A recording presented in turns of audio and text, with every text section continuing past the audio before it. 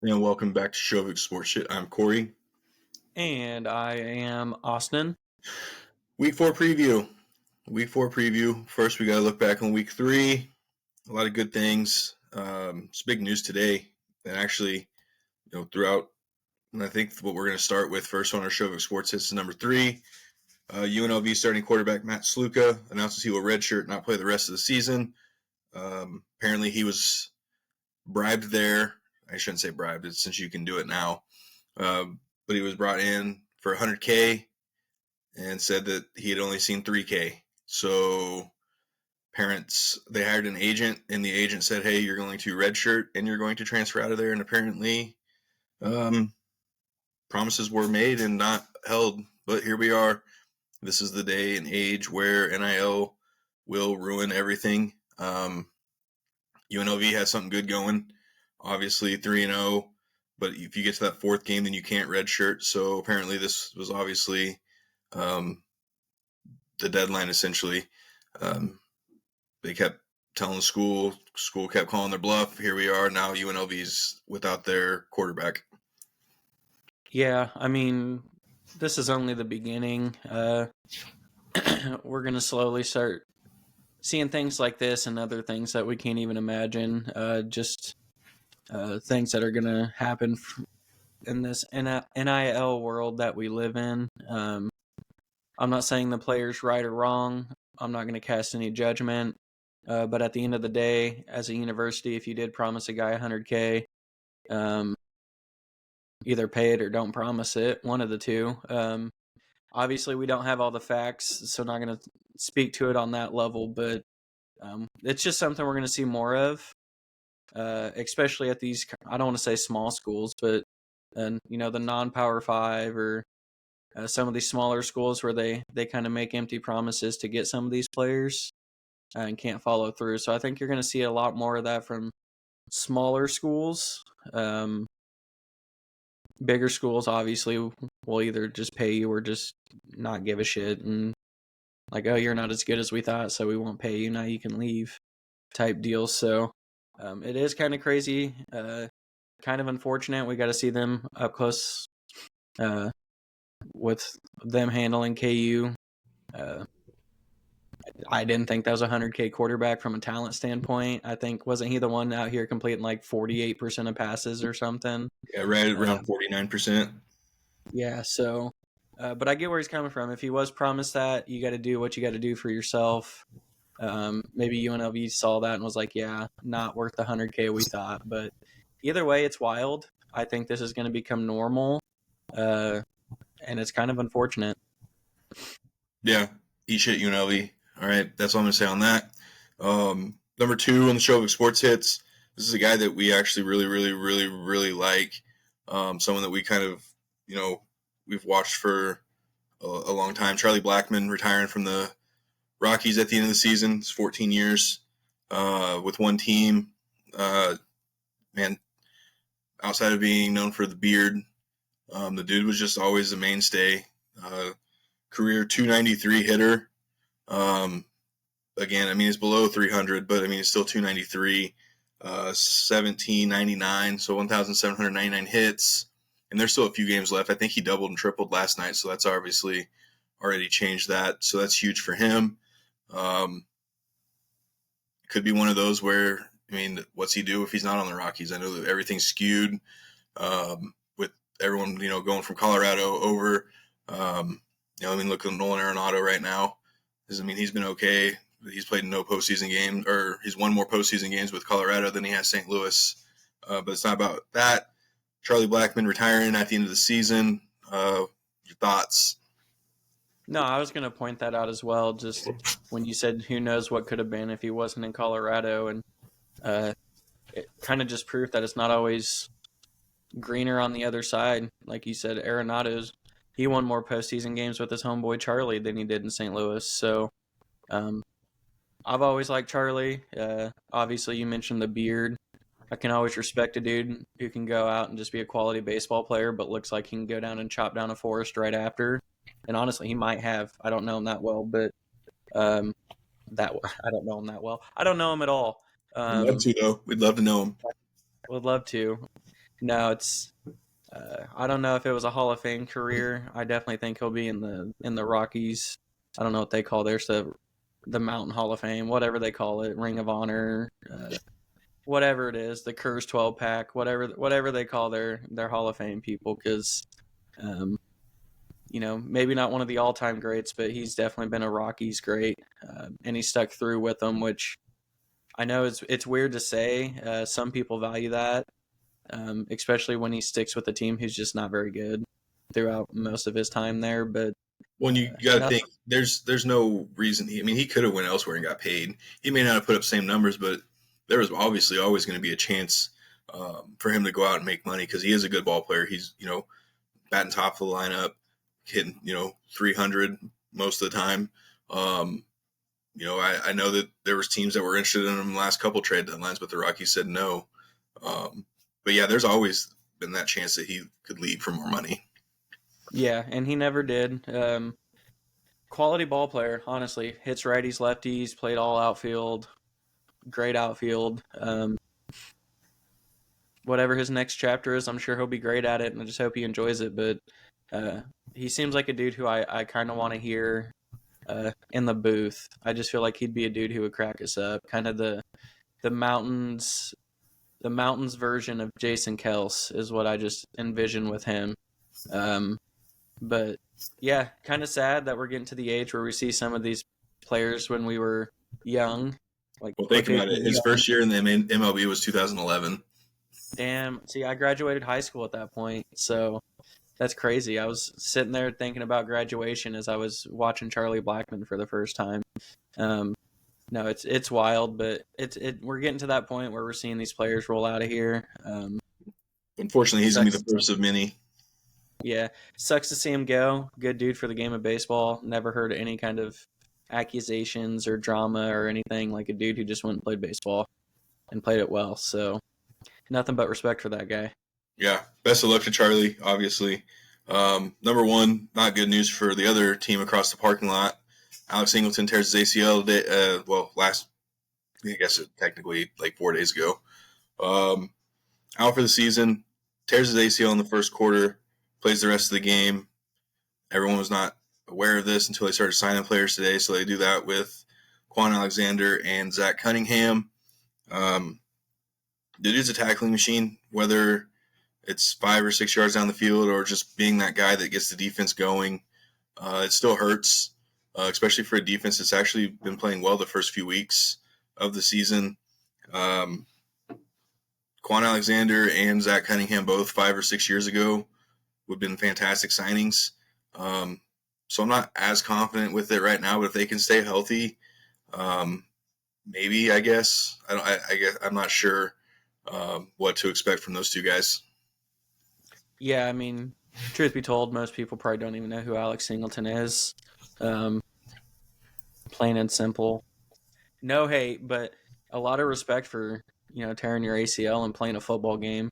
I'm obviously a big Kobe Bryant fan and kind of always flex that he went and shot some free throws after tearing his, but it's like this dude just went out and played the rest of a football game, like 3 to 3.5 quarters with a torn ACL. So that's a level of toughness that isn't seen in football, let alone any sport anymore. So respect for that. But as far as Quan Alexander and Zach Cunningham, I think they might not be that level that they were at one point, but veteran guys like that in the middle of the defense never hurt. It's probably, I mean, you weren't going to be able to get better at this point. I mean, we're into the season. You're not going to go be able to pluck like Pro Bowlers or anything out of the free agents or the streets. So, I think worst case scenario, they're the exact same kind of linebacker that Alex Singleton was, just where he's supposed to be, whether it's in the backfield or 6 yards down the field, and then they're just going to make tackles. I'd like to think that these all-world athletes stayed in relatively good shape, so you might have actually gotten a little more athletic at the linebacker position. Sucks for Singleton to get hurt, but I actually think there's really no risk in the two veterans they brought in. So even if it doesn't pan out, like what the hell, right? Not a big deal. You got to bring someone in. Why not bring in a couple vets who have at one point been good? So, but they if they stayed in shape, you might have actually just gotten a little more athletic defensively, which is not a bad thing going into week 4. Your team getting a little better, even if it is by injury. Yeah, I don't think either one of them start this weekend. I still think Cody Barton and probably Justin Cernad will start. We'll give it a couple weeks. I think one of those guys will probably stick. And then, obviously Quan Alexander played that 1 year for Sean Payton in New Orleans, so he's kind of familiar with that. Speedy recovery for Alex. Sucks that he has to tear his ACL. That's 150 plus tackles that we have to replace. So that's going to wrap it up for Shovik Sports Hits for this week. Those are the 3 stories. Now let's kind of move on. Week 3 review. We'll start with the Chiefs, just because they're the ones who obviously are undefeated. Good teams finding ways to win, right? Like, I think Collinsworth even said in the fourth quarter when Bolton shot through the gap on that god-awful play call. But Nick Bolton shot through the gap, and on the Chris Collinsworth even said championship teams, that's a championship play. That's what other teams are striving to be. Again, Chiefs play their B, maybe even B- game on offense. I still think their defense played way, way better than and if you're sitting here thinking that the Chiefs defense wasn't going to play good, you're a liar. But there were aspects of that game that we did think maybe the Chiefs would struggle in, that they just didn't. And I think a lot of that has to do with the fact that Falcons wouldn't adjust what they were trying to do with the run game. And we'll get into that more. Obviously, we're just now starting the week 3 reviews. So give us your initial thoughts and kind of where you see maybe them going in the future. Yeah, I mean, haters are going to say the refs are undefeated, but Chiefs, refs, I don't care. You look at the standings, it's going to say Chiefs 3-0, so haters going to hate. But don't get me, there were some missed calls, but there's missed calls for both teams. Like, both teams have to play through it, whatever. But I am surprised with how little they utilized Pitts and Bijan in the passing game. I really thought that's where our weaknesses were, and I think Pitts ended up with 3 or 4 official targets, and even with just that, he still had 2 for 60. So it's like, you target him at the rate I thought, you might have had a blow-up game. But I am surprised with how well we stopped the run as well. Atlanta's zone stretch game is, honestly, it's been pretty dominant across multiple running backs, multiple coordinators, whatever you want. So I am surprised we stopped that. But like you said, I'm surprised they didn't adjust off of that. Okay, so the zone stretch isn't working. Let's just power football. Or let's turn the actual handoff game into short, quick throws to Bijan, which is just like an extension of a run game. Like, let's already get him the ball in his hands while he's already in open field. Yeah, I was surprised with how well the Chiefs defense did. I didn't think they would do that well. I obviously thought the matchups weren't there. I'm not upset to be proven wrong. But it was a good, hard-fought win. Offensively, I'm sticking with what I've kind of said through the first couple weeks. It's kind of looks like Chiefs are just half-assing their way through offense, like doing enough to stay in games and being competitive and kind of stay ahead, but not doing too much to put ourselves in harm's way or show too much of the new shit that Andy's cooked up. Because let's be honest, Andy cooks up new shit every year, and we've been kind of Manila so far. I'm not a person who's concerned with Travis's usage. I even said before the year I think we were going to cut it back with him a lot to make sure he's good and fresh to go for important games late in the year and in the playoffs. Travis is still Travis. If you thought he was going to come out and have another 1,200-yard year and 15 touchdowns, you were crazy for thinking that. He'll be there in a crunch time moment when we need him. I have no doubt about it. We even tried to do it this last week. He just dropped it. That won't happen. That won't happen very often. So he's still going to be there when we need him, when Pat needs him, when Andy wants to dial it up to him. He'll be there when it matters. I think Rashee Rice has become a true alpha number 1. That's huge for the receiver room. I liked what I saw from Juju. He kind of looked like he had a little pep in his step again on that crosser route. So offensively, I think what we've seen is what we're going to get. We're going to kind of just coast through the season, make sure we win enough games and do just enough to not shit the bed like the Bengals. And we're going to work on defensive adjustments, making sure they're ready to go in the typical Spags form. And that's just kind of how the season's going to go. I don't like it. I would prefer them to come out and look crisp and look really well. But at the end of the day, who am I to question them? So I think what you've seen so far is what you're going to get. Yeah, so let's start on the offense side of the ball. No Pacheco. Carson Steele, I mean, he kind of looked pretty good. There were a couple of runs that I thought he may have been able to get a few more out of it. But he runs hard. He runs hard, hits the gaps, hits the hole. Let's talk about him a little bit real quick. Just not even football related. This homie has worked so hard. He skipped his sister's wedding to get his first start in prime time. And like, there was no family hate or anything. They showed that image of like his sister's wedding, literally just all gathered around watching him. It's like, I don't know. That's why I love sports, but like, I just want to throw that out. Like, that dude was like, I'm not missing my first NFL start for my sister's wedding. I don't give a shit. So, no, and his sister wouldn't expect him to miss it either. Obviously, they picked that date well in advance. But it was pretty cool, a cool image to see the whole wedding reception just right there with the game on. And they get fucking lit. They get absolute lit when they see him get the ball. Yeah, you love that. It's feel-good stories. I want to talk about Crocky J. He was catching some heat for that, bro. Yeah, I don't think he gives a fuck, and neither should us. Crocky J. I mean, what are we ever going to be a point in our life where we can just have a fucking crocodile just chilling, rolling? I mean, we have two dogs, but they're not crocodiles. I mean, you get to just walk in and just, what's up? And just see a fucking crocodile just chilling. Yeah, I don't even know if I'd ever have. Like, how crazy is he for just like, just one day being like, I'm getting a crocodile?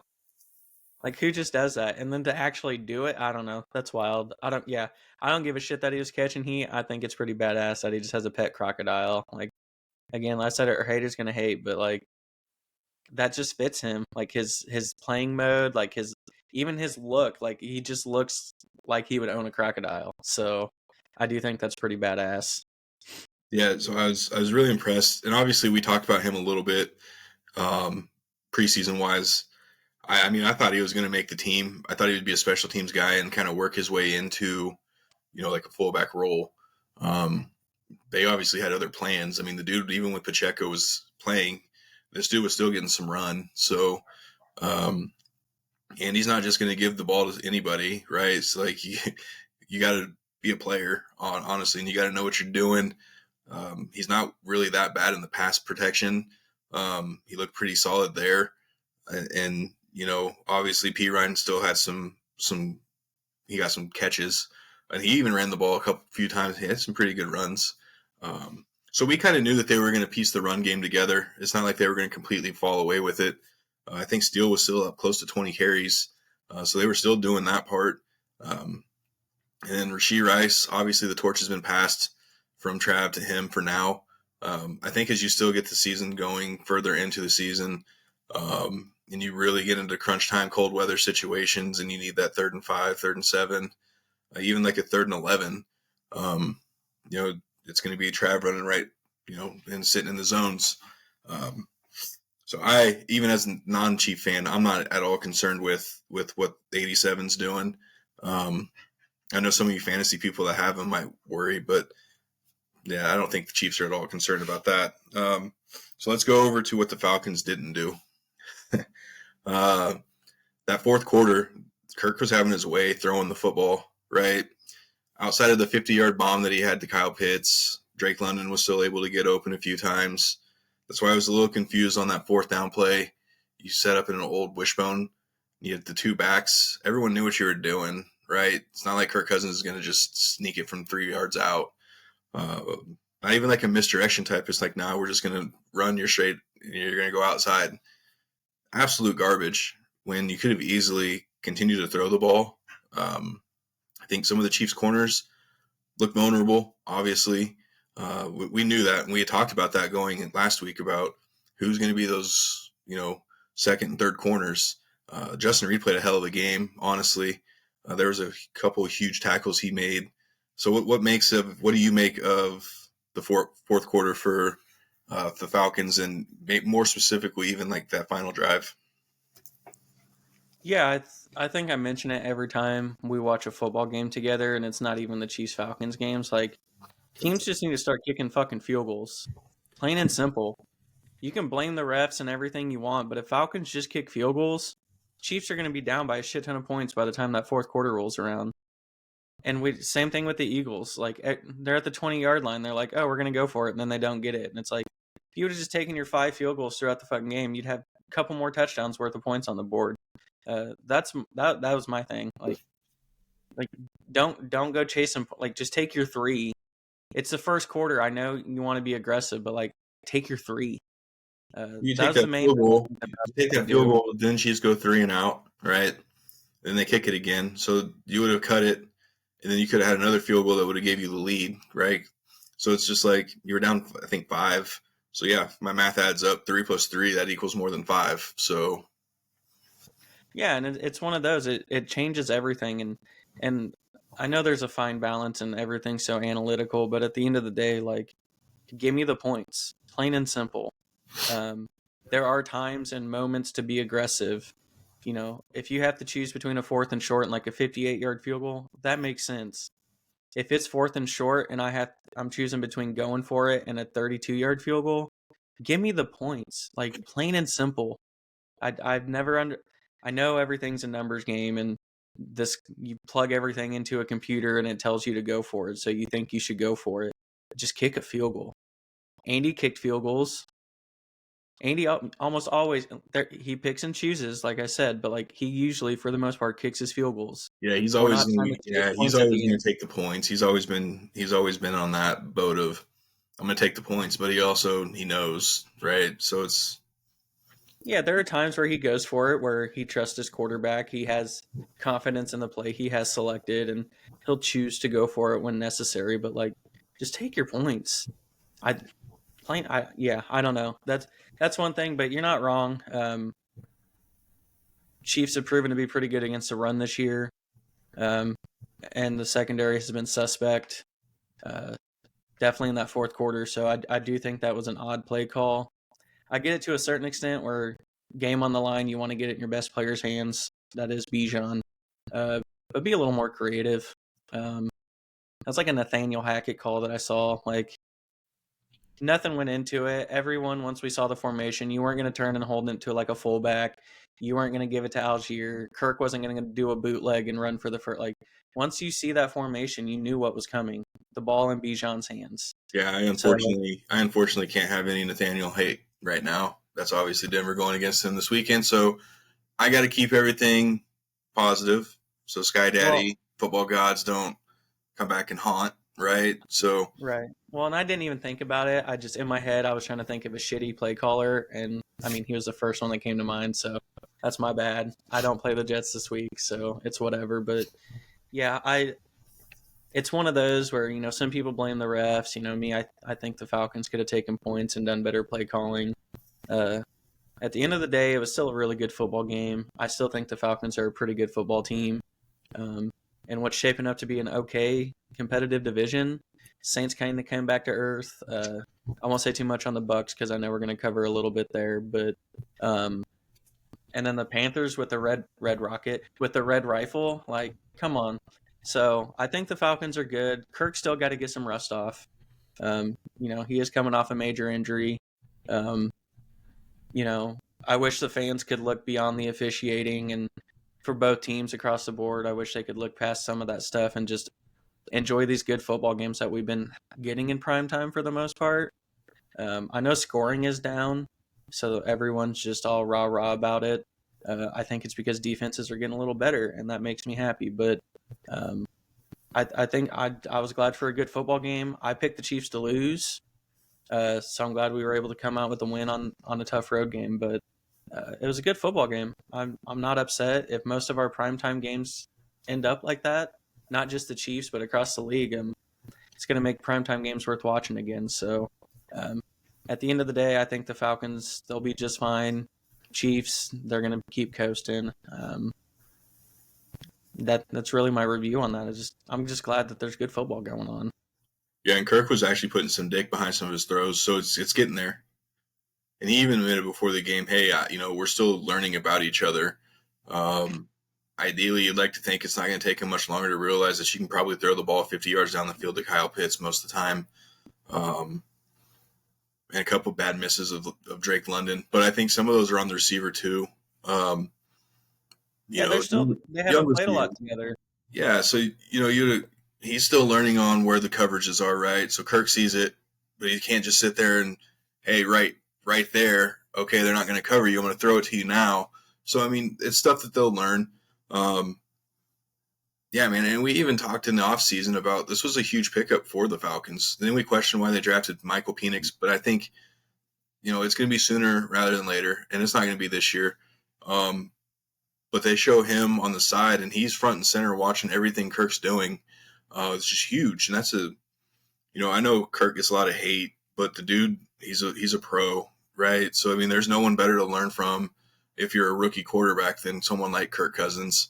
And the most important part, Kirk is a dude who keeps getting guaranteed contract after guaranteed contract. So I don't understand any of that hate. Like, the dude's fixed the system. He goes out and plays pretty good quarterback position, and the dude just keeps getting guaranteed money. So I don't know where the hate's from, honestly. Yeah, no, they're gonna get it figured out. I think that division did just get a little. I mean, we already knew the division was going to be tight just because it's the NFC South, and our thing was they just weren't going to be as good. Well, I think maybe that might have shifted a little bit with the Falcons and maybe the Saints. The Bucs and Panthers will still, figure that out. But if Andy Dalton keeps going out and throwing for 303 touchdowns, I like their chances. Not in a couple weeks. Denver plays them in a few weeks, and then obviously they play the AFC West. So, yeah, we won't get too far into that. But so let's talk about the Chiefs' defensive side. The last couple of weeks we've been calling Nick Bolton out a little bit. And I know that you kind of did when we were watching the game Sunday night. You got to be on the field, right? He hurt his back. We get it. But when the game was on the line and they needed him the most, he was right there. No one's going to question his instincts. It was just more of lack of just not being in the correct spots the first couple of weeks or just getting completely roasted. I feel as the game went on and he finally got that injury kind of figured out, I think he's getting back. But you kind of brought up the contract, right? So the contract's going to be coming up. He's going to be asking for stuff. Chiefs probably shouldn't give it to him just based on health. So give me your thoughts on Nick Bolton and what you thought of his game against the Falcons. Yeah, and he's one of the harder ones to kind of decide what's going on. I think this game he definitely looked better because it's just the style of game that he was kind of meant for, kind of a downhill run stopper. Perfect for that zone. Yeah, and yep. I think that's why it looked okay. When he is out there and healthy, he is one of the better linebackers in the league. Average in pass coverage, but the thing is, it's just the being out there, being available. I know he played through the back injury, but he still missed parts of a couple different seasons here. I like the guy. It really just depends on how much he's going to be asking for. I personally don't think we'll pay him that much. We gave Tranquil a little bit of a contract to kind of be a mainstay for a few years. But outside of that, we've just been kind of doing a rotational linebackers. Let one guy go and everyone slides right on into their next spots. And we kind of talked about it where this next draft class is absolutely loaded with inside or off-ball linebackers. So it's not so much as hate as it is just what I think Chiefs would do from a business standpoint. I think he's going to be gone. We're going to draft one of these linebackers in this class. Chiefs do a pretty good job of evaluating them. So get him. Tranquil will keep his role. Chanel will slide down into that primary linebacker role. Rookie will come in and kind of be what Chanel has been for the last couple of years and just keep that rotation going. Every team values different positions differently. You're going to have some cap casualties because you don't value the position as much or want to devote as much money to it. And to us, I think Chiefs chose linebacker. He is a good player, and when he's healthy, if he does go somewhere else, the team's going to get a really good linebacker when he's on the field. But I think that business decisions have to be made. I think Trey Smith is another one, contract coming up. So you're looking at your off-ball linebacker, somebody protecting Patty up the middle. You kind of got to protect your $500 million quarterback at the moment over anything else. So I think Nick Bolton's played great. I hope he stays healthy and continues to play great. I hope he's a huge reason that we three-peat or at least make a deep postseason run. He did seem like he was getting a little bit of his footing back in the Falcons game, which gives us some hope. But hope his back injury's not too bad. Hope he stays healthy, and whatever happens with him. But I'm at least going to enjoy him while he's here. Yeah, so let's talk about Drew Tranquil for a minute. There was a couple plays in that game where he kind of, I don't know if he was wrong spot, wrong read, but there was a couple bad plays, and I think it was it that basically Bijan down the sideline or whoever that was down the sideline, miscommunication. The Falcons were wanting that matchup all day, every day, but even towards later in the game, he just didn't look like his normal self. Guy who comes out, makes big plays, basically got paid, right? So like the shit he did last year, they got him paid. And it's one game. It's not fair to do that right now, but we are reviewing the game. So not a good game for him. That coverage one I'm not too concerned with. I think that was just a mix-up with the corner. They both jumped that fake bubble screen and let the dude wide open up the sideline. I don't know if that was necessarily Tranquil or the corner's responsibility. So that one's not going to go on him too much. The concern with him is the missed tackles. That's almost a concern with any linebacker. If you're missing tackles, kind of what are you doing out there type situation. I hope he figures it out because, we locked him up, giving him money. Start tackling, please. But yeah, the miscommunication. I'm not putting that solely on him. He's got some new young corners to communicate with out there when they're in that situation, and who knows who was at fault. But it's the tackling that's concerning. You're not wrong on that.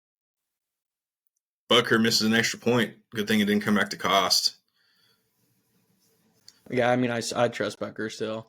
He probably was like, let's challenge ourselves a little bit here, doink. So, side note, the start Justin Tucker's had this year. Dude, we could talk a whole episode about kickers just because the kicking game has been wildly involved this year. I think it's changed now, but going into this last week, the only kickers in the NFL who have missed field goals of 50 yards or longer was Justin Tucker, which is kind of mind-blowing. I think that's changed now. I think there was a couple other 50-yarders missed, but yeah, I don't think they've lost confidence in Tucker, but come crunch time, you might actually have to watch the field goal this time. You used to get up and go do whatever you needed to do and come back and know it went in, but now you might actually need to watch it. Yeah, so kind of wrap up the Chiefs-Falcons talk.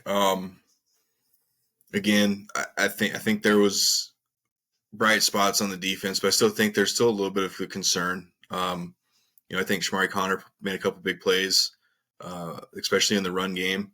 When you have corners who will come up and tackle, obviously everybody knew that once the fourth quarter rolled around, what Spags was going to do. He does it every week. It's basically, hey, I'm going to challenge the fuck out of you. And Kirk actually was answering those challenges at first. And then just all of a sudden, that's why it makes that fourth down play even more mind-blowing. I know when we were talking, Super Bowl preview, it was like, hey, Kyle Shanahan, run the fucking football.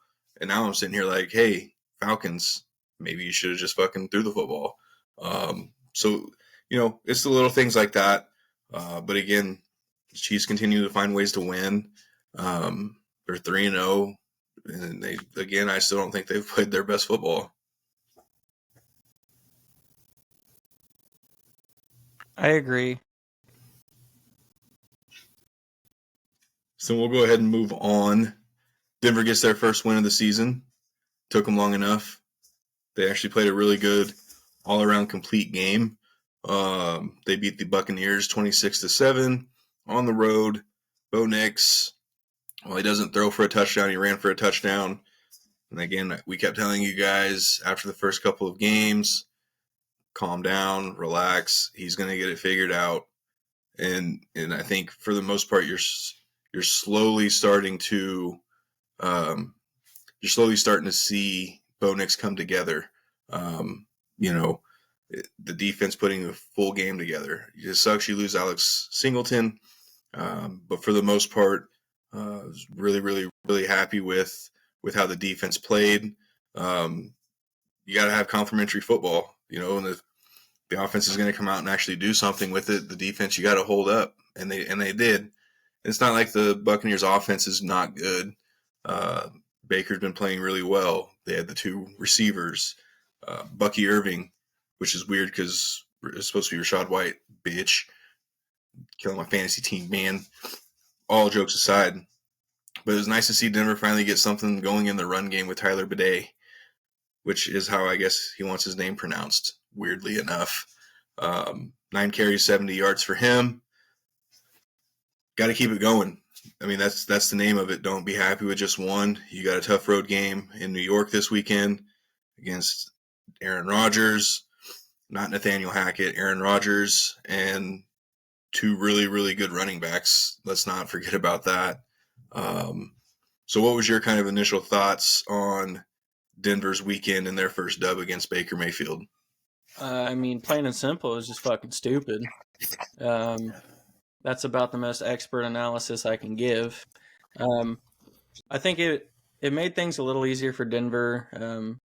They do have some talent defensively. I think they have a good D coordinator too. Hatred aside, obviously. It's a little easier to game plan for a team when you know they're one-dimensional. I'm not saying the Bucs don't run the football, but they don't really do anything fancy with it, and it's not very effective. Right. They do have to figure that out. Their receiving core and Baker, they're good people, but everyone has to have at least a little bit of a run game. You don't have to be dominant, but you have to have something. Even the Chiefs have to.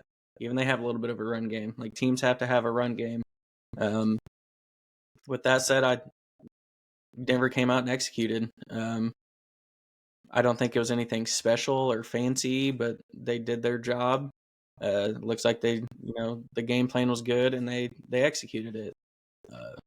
Bo Nix, I think every game, just like every other game, he's looked very composed. It didn't look too big for him, and he just went out and just did what he was supposed to do.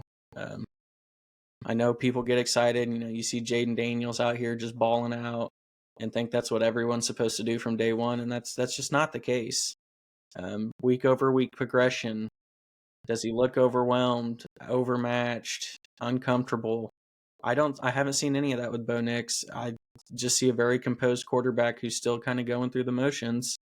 I think, you're not going to win like this every week, but it is a building block. It's something to be happy that you saw, to know that it is in not just him, but the entire team to put a game together like they just had. I'm still not ready to crown them like AFC champions or anything, but I do think this week was a huge step forward.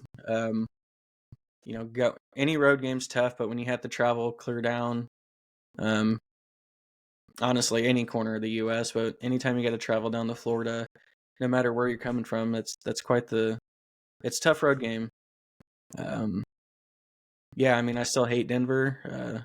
I still think they're a little bit away from being a true, I don't want to say football team because, they're still better than probably 10 to 15 other teams who have been dog shit. But I don't know. I don't want to say it's time to like fully be hopeful and everything as a Broncos fan, but just be happy that you saw something that looked like just a full, complete football team.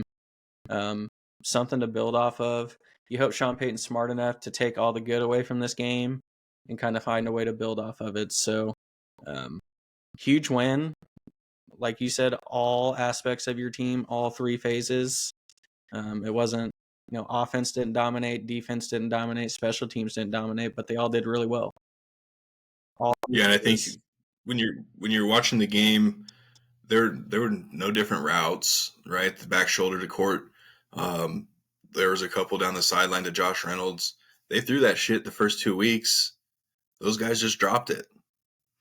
So it's like nothing was different, right? Sean's still going to trust his own stuff, and you're still going to have to let your rookie quarterback learn. And, I do think they still adjusted a few things. They didn't go in completely doing the same stuff, but they went in adjusting.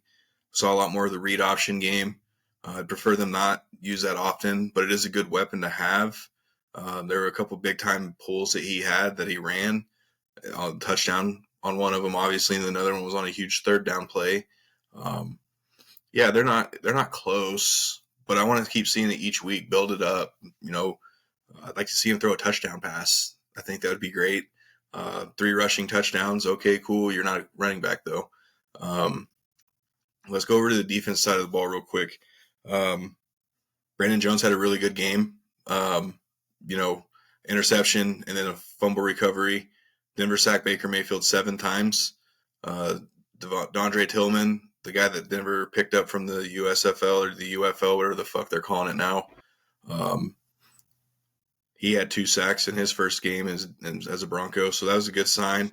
I'm seeing Vance getting a little more aggressive.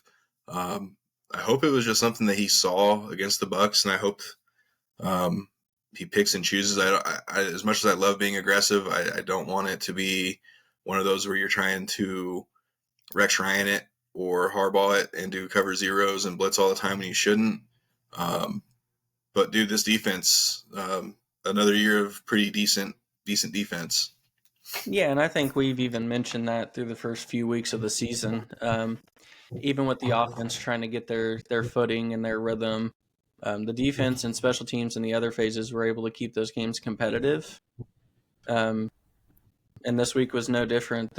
The defense, for whatever reason, decided to really take Mike Evans out of the game.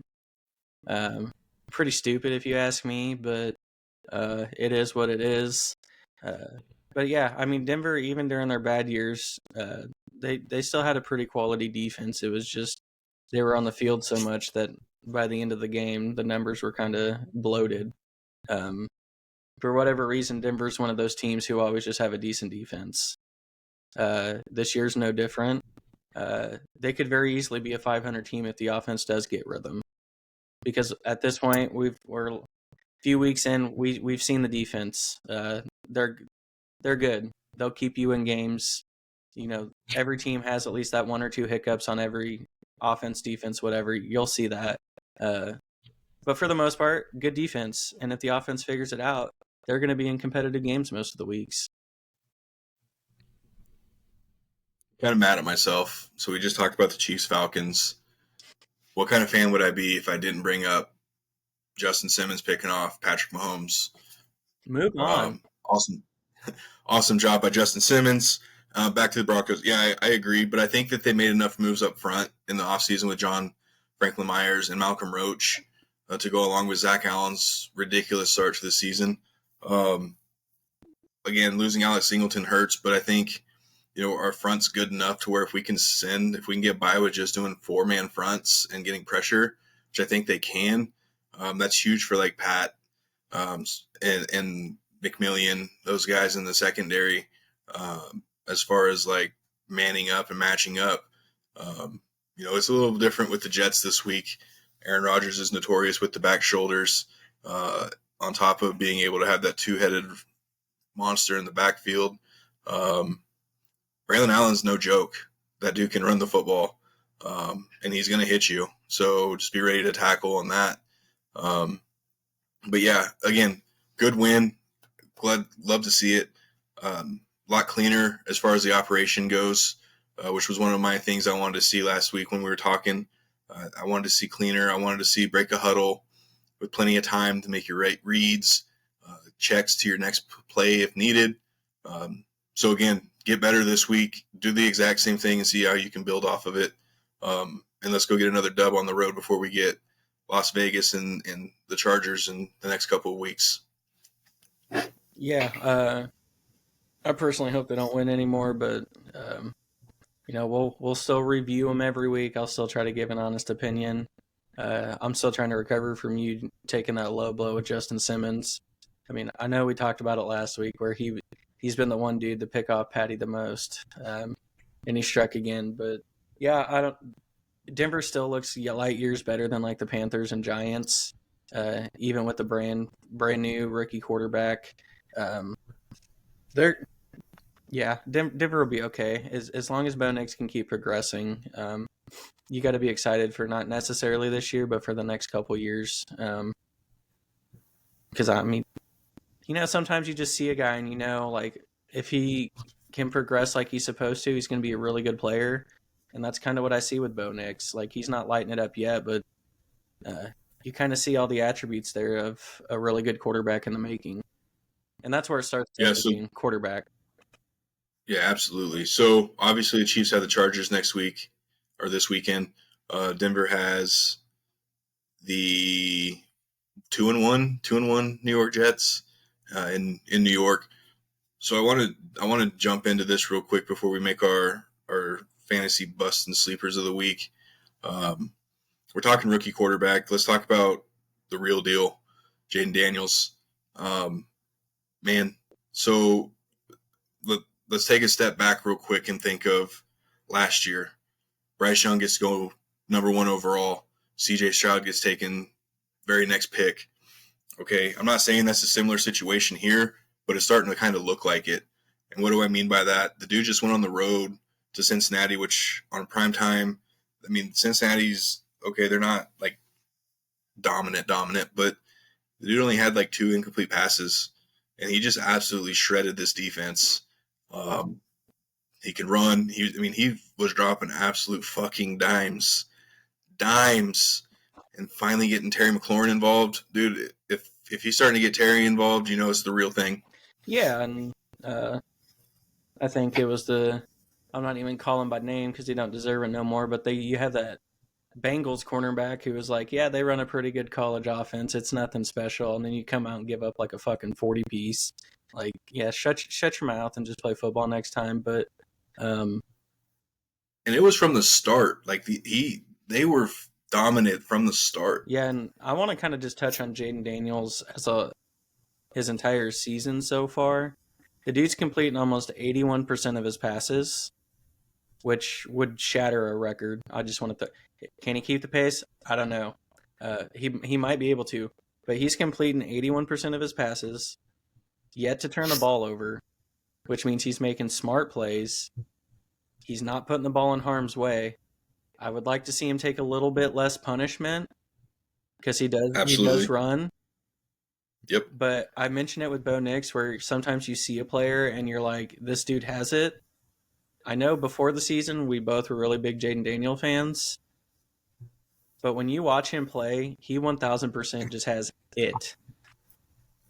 And I think just seeing how little that moment didn't affect him at all, facing just that all-out pressure on the road, dude breaking him in half as he's throwing the football, and literally, it's better than a dime. I don't know what that term is in football talks because we usually use the word dime, but whatever that pass was at the end when he was getting broken in half and just laid it in the breadbasket to Terry, that's kind of when you realize, like, all right, you've been looking pretty good, but then you see that and you're like, the sky's the limit for this guy.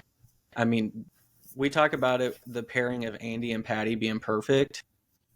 The pairing of Daniels and Kingsbury, this is what the Cardinals thought they were getting with Murray and Kingsbury. But what you see so far, there's no reason to think it's a fluke. There's no reason to think it won't be better. And there's no reason to think, whether it's this year or absolutely next year, that they will be in contention for that division. I am starting to lean more towards, I think they could make some noise this year in their division just based on what we've seen from the Giants. But that doesn't count. But based on what the Cowboys have done and the lack of their defense without Dan Quinn and Dan Quinn kind of knowing that offense based on he coached against it in practice every day for 3 years. But I want everyone to go back like 3 or 4 episodes ago, maybe even more than that, when we started talking about Daniels with Cliff Kingsbury and why we thought this offense was going to be perfect for him. You saw the quick hitters the other night. You saw the read options. You saw they built it up quick, boom, take the shot down the field. That's air raid. That's Cliff Kingsbury. That's what he did with Kyler Murray all the time. And even the rookie quarterback knew that Zach Ertz was going to be the safety blanket when needed. Zach Ertz made a couple big plays. So his confidence is through the roof. That's a huge thing. They showed the sideline after that last touchdown, and the sideline's bought in. His teammates have bought in. That's a dangerous combo. Yeah, and I think the most dangerous part is coming out, his biggest strength was the deep ball. Like, he really improved that deep ball from his time as Arizona State to when he left LSU. One of the strengths was a beautiful deep ball, which we all saw. And I don't want to say it was a knock, but it wasn't necessarily a strength, and it was his decision-making. The fact that what we've seen so far is incredible decision-making. I mean, you don't have 81 completion percentage and no turnovers and have bad decision-making. So the fact that it's kind of just come to fruition already, barring any injuries, I know we're talking about the Commanders here, and we don't want him to RG3 himself or anything. We don't wish that on anyone, so we don't want to get too hyped. But they 1,000% have a franchise quarterback. They just got to just keep him healthy, be smart with him, because he's shown he is the guy. You don't need it. You've seen enough. There's no question. You don't need to evaluate anymore. You don't have to hope to see anything else. You've seen enough to know that keeping this guy healthy, building around him, is 1,000% going to turn into a bunch of winning seasons. And it's all you can ask for, right? New ownership, new coaching staff. A franchise has been just needing that quarterback. I think they found, and we talked about this even back in our draft preview. We both said we were going to pick him for Rookie of the Year, but didn't, just because we wanted to be different. But when you keep watching the dude play and the level he's playing at, and he's progressively getting better, it's actually fun to watch. It truly is. Like, I don't even think we planned on even really wanting to watch the game Monday night, but then he starts and he's going, and it's just like, you were enjoying it, one, because it's the Bengals, and you were just like, Cameron Britt, what a bitch. And then two, the other Monday night game was a fucking disaster.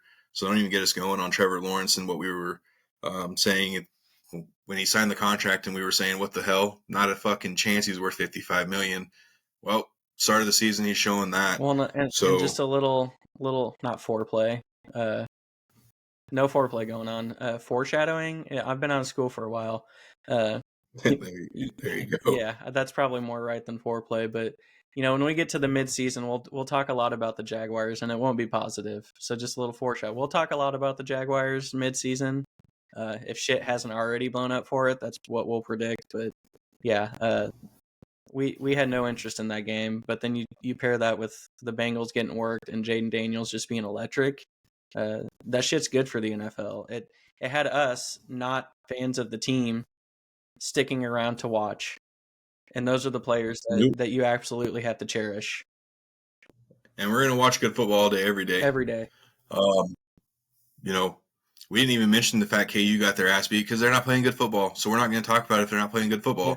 So, again, be a Jayden Daniels fan. Enjoy what you're watching, because I think between him, CJ Stroud, and some of the other younger, like the league's going to be in really good hands. And I think you're going to start seeing the transition from the older guys here soon. Patrick's not an older guy, so we're not saying that at all. But there are other quarterbacks out there, and I think the AFC is just going to get that much tougher. So we just wanted to touch base and talk a little bit about Jayden Daniels, just because we were amazed when we were watching it the other night, and we obviously will always talk good sports, right? And that's a good thing in sports right now. So let's talk about what wasn't good last week, and that was our fantasy numbers. I think we both went 1-1. But that was coming off a 2-0 for you. So, your sleeper, Johnny Smith, Well, hold on. Trey The whole McBride. Dolphins team just Yeah, and then Trey McBride was your bust. So I mean that kind of panned out for you. My sleeper was Eckler. He doesn't get hurt. I mean, he was already off to a good start, so he obviously was going to be just fine. So we're counting that. And then my bust, Chris Godwin. Actually, I should have picked Mike Evans because Mike Evans didn't do shit. So both 1-1 on. Yeah, so we both went 1-1, and we'll have our updated records on the video this weekend. I think that puts you at 4-2. I think because you're 1-1, and then that puts me obviously at 3-3. So again, but so far so good. Do you want to do the honors and give us your sleeper and bust for the week in week 4? Yeah, I'm gonna go ahead. My bust is gonna be Jalen Hurts. They've looked a little rough. I know he can still get it with his legs, and he very well could. But there's a really good chance that he's going to be without A.J. Brown and Devontae Smith. Both are starting the week with no practices. I wish I could be a little deeper in the week to know if one or both were going to be in or out or whatnot. But you got to be a little bold with your bust, so I'm just gonna do it with him, with Jalen Hurts. And then my sleeper is going to be Khalil Shakir. I know in our PPR league, he's not even projected 10 points, which is wild to me. But I think the Bills are going to have to pass a little bit more, and they're going to have to do a little bit quick passing. Ravens are going to be able to slow down the run a little bit. The short to intermediate range seems very much to be tight end / Khalil Shakir. Kind of seems to be their zone. So I think he's going to shatter his 9.5 point projection in our league. So he's going to be my sleeper pick. Can he even be a sleeper pick since he's borderline flex? I don't know. He's borderline flex. It's based on projections. Yeah, he's borderline flex, but I definitely think he's going to have a blow up game. It could very well be one of those 12 catches for 70 yards just because they're going to have to get those quick passes going. But in a PPR league, that's still 19 points. I'll take it all day, every day. So bust Hurts and sleeper Shakir. I like it. I do. Josh Allen's looked really fucking good. Real fucking good. So much for questioning if. I mean, it's 3 weeks in, but even 3 weeks in, you would still look bad if you weren't going to do it. Yeah, and it's all about how you finish. So you can start 4-0, 6-0, 9-0. Don't shit your pants down the stretch. So right now they look good. Yeah. All right. So my sleeper this week is gonna be Garrett Wilson. I do like the matchup with Pat Surtain. That's your sleeper? No, that's my bust. Oh, okay. Yeah, I'm starting with my bust. Garrett Wilson's bust. Outside of the flags, Pat hasn't played too bad.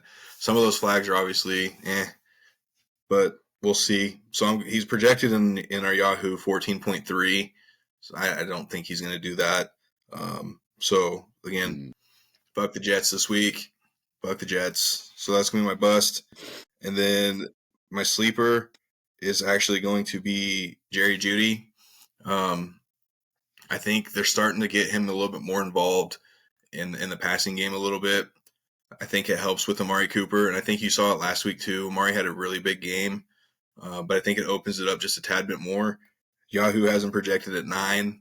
I think he's going to be a little bit higher than that. I like the matchup with the Raiders.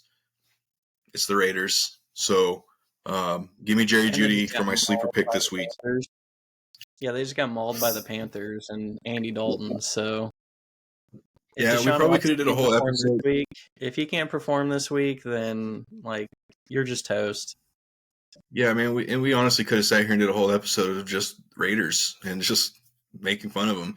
And 2, we could have probably did a whole episode on the Cowboys with the Raiders, because again, not a good start for the Cowboys.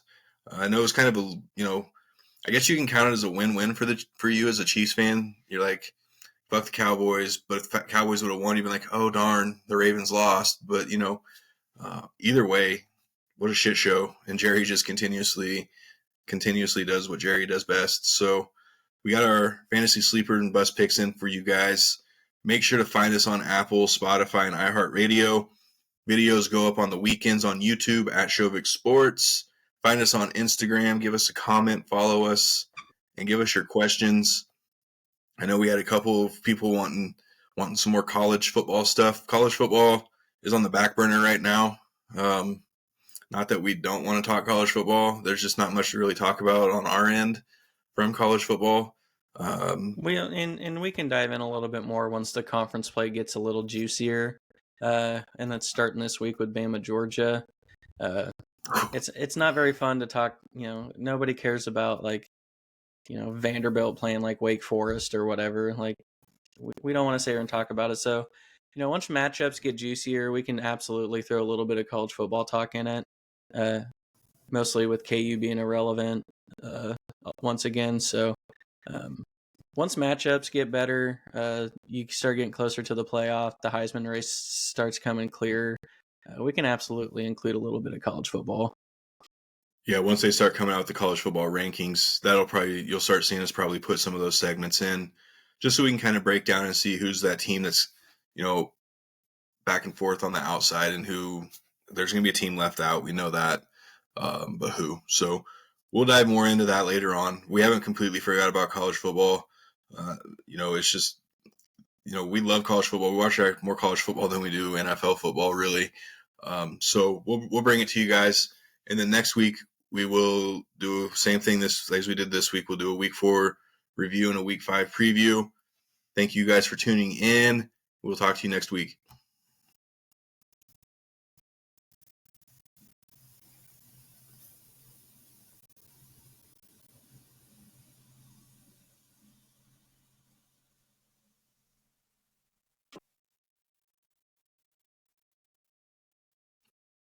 I was trying to act frozen, but it's stopping right now. Is yours stopping? Nah, it's still going. It stopped in the middle, though. I did see that. Right as I was getting ready to stop, I was like, oh, shit. All right, I'll come up in a second. Okay.